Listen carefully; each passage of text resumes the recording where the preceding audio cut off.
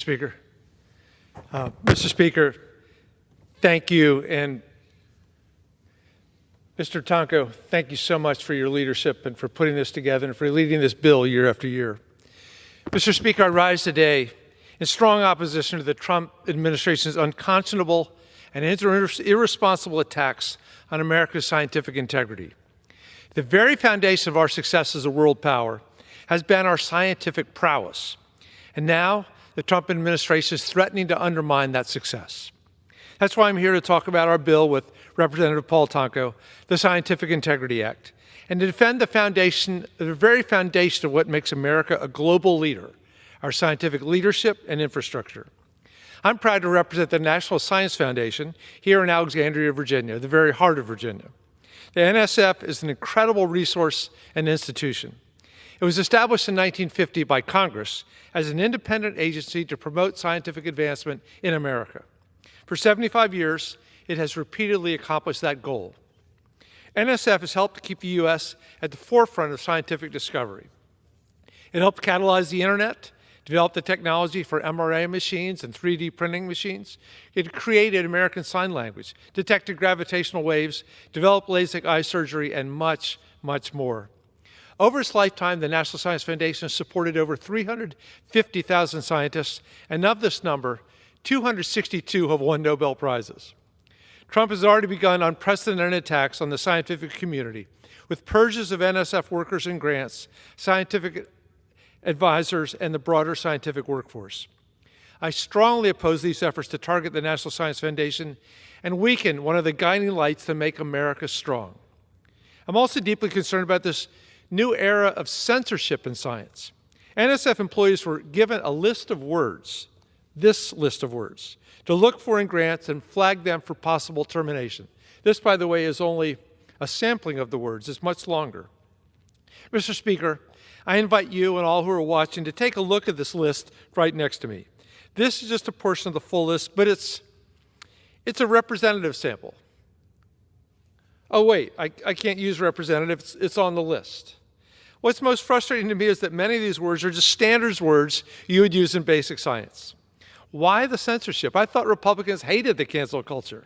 This list contains women and female, but no mention of men or male. My Republican friends have been telling me that there are only two genders. But now that we can't speak the word woman, are we down to just one? There's black and indigenous are on this list, but no white. It's very clear that the only identity not censored is mine.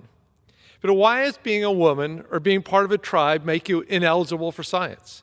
Why is the Trump administration attacking tribal communities? I also don't understand this censorship of indigenous communities. It's also clear that the person who wrote this list has never been a scientist. It is ill-fitting, unwise, and actively harmful for scientific purposes. The inclusion of many of these words like bias, included, or excluded clearly shows that none of these people in charge of this list were scientists. If there were, they would know that many of these words are used in common scientific papers.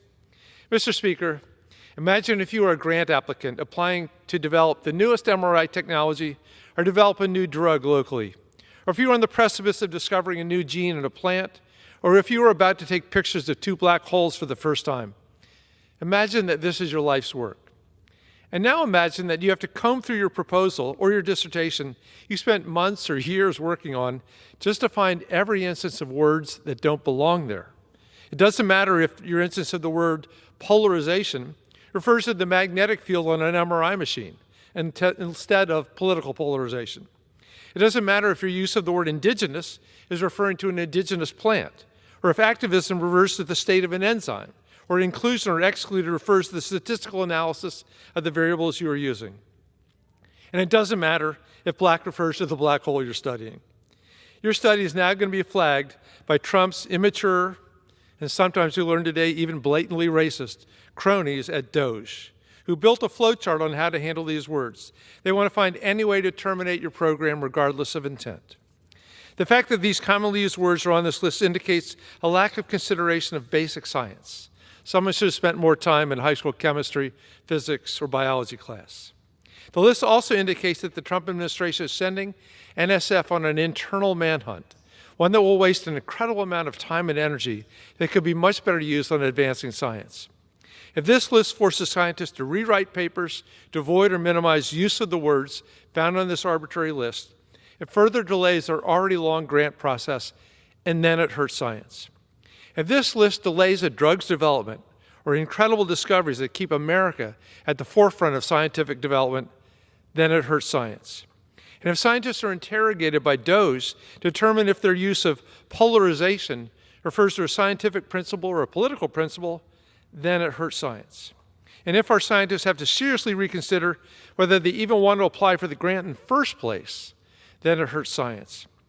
And if NSF is discouraged from hiring or giving grants to any scientists except white, non-Hispanic men, well, we shouldn't expect many Nobel Prizes in the future. And if this treatment of our science and our scientists escalates and pushes scientists out of America or out of the field, then it only hurts our economy, hurts our country, and it helps China. It's time to stop this madness and protect the American success story. And that's why I'm here today, to decry these attacks on America, our science, and the National Science Foundation. And that's why our Scientific Integrity Act is so important. This bill would call on agencies to develop scientific integrity standards. We need scientists, not corrupt industry hacks, leading our future. We need scientists who seek the truth, rather than those who are paid to produce studies that help the businesses who pay them. I urge my colleagues to join us on the Scientific Integrity Act and act now to protect America's international leadership. And I yield my time back.